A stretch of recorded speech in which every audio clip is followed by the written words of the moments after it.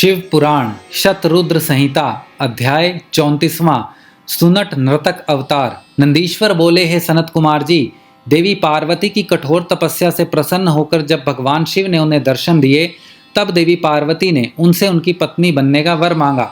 भगवान शिव ने प्रसन्नतापूर्वक उनका इच्छित वरदान उन्हें प्रदान किया।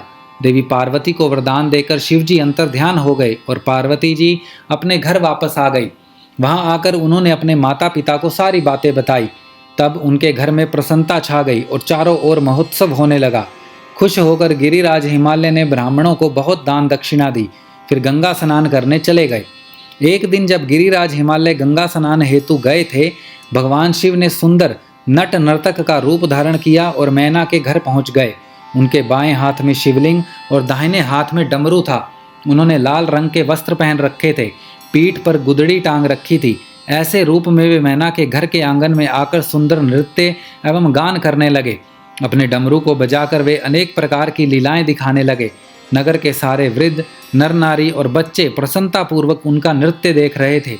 महारानी मैना खुश होकर एक पात्र भरकर स्वर्ण मुद्राएं एवं रत्न नट को देने पहुंच गई, परंतु नट के रूप में आए भगवान शिव ने उन्हें लेने से इनकार कर दिया और कहा कि यदि आप वाकई प्रसन्न होकर मुझे कुछ देना चाहती हैं तो अपनी पुत्री पार्वती का हाथ मेरे हाथ में दे दीजिए।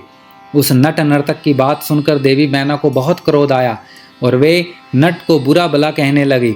उसी समय गिरिराज हिमालय भी गंगा स्नान करके वापस लौट आए।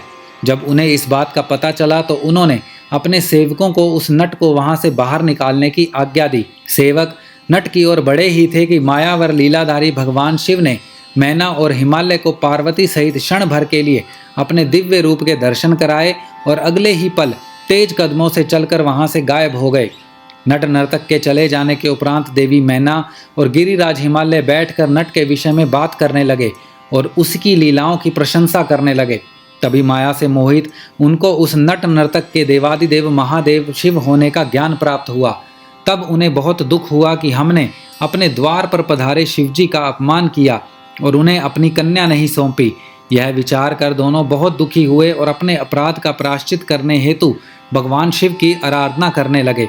उनकी भक्ति भाव से की गई पूजा से प्रसन्न होकर शिवजी ने देवी पार्वती का पाणी ग्रहण किया।